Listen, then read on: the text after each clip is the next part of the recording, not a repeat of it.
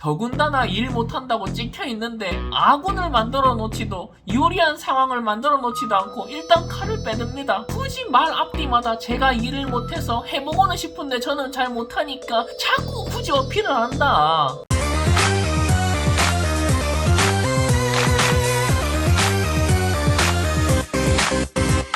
안녕하십니까. 월 200번은 남자 200맨입니다.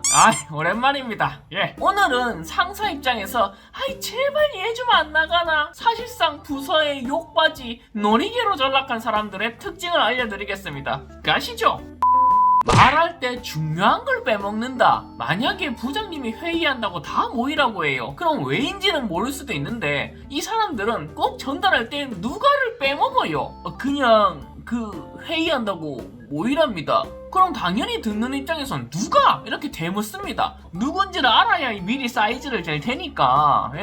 이렇게 꼭 입 한 번 더 가게 하는 사소함, 이런 게 쌓이면 이미지가 날아간다. 비슷한 건데 꼭 중요한 걸 말 안 했다가 나중에 다시 하게 해요. 제가 신문 편집 기자였으니까 예를 들어보면 자기가 다 했대요. 나중에 딱 끝나기 전에 갑자기 물어봐요. 혹시 문장에 마침표 한 개 빼먹었는데 괜찮겠죠? 보통 넘어가죠.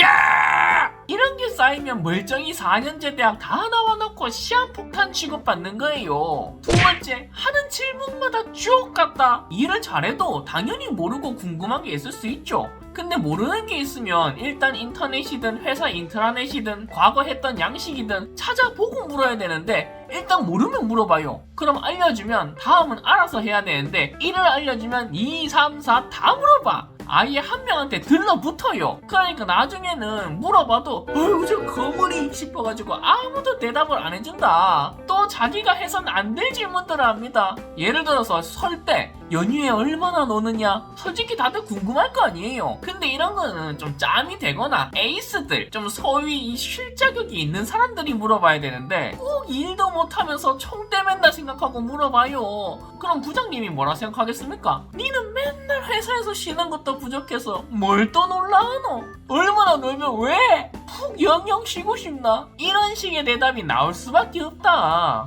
다음, 대책 없이 칼 빼든다. 분명 회사에서 좀 부당한 짓이거나 아무리 시키는 대로 해야 된다지만 내가 하면 주옥되겠다 싶을 때는 칼 빼들고 아니다 할 수도 있어야 돼요. 하지만 대안을 세워놔야 되는데 그 대안도 무수한 당금질을 해야 되는데 그냥 생각나는 대로 A가 싫으니까 B 하면 되겠지, 이런 아니란 생각. 더군다나 일 못한다고 찍혀있는데 아군을 만들어 놓지도 유리한 상황을 만들어 놓지도 않고 일단 칼을 빼듭니다. 그리고 결국 그 칼에 자기가 베이죠.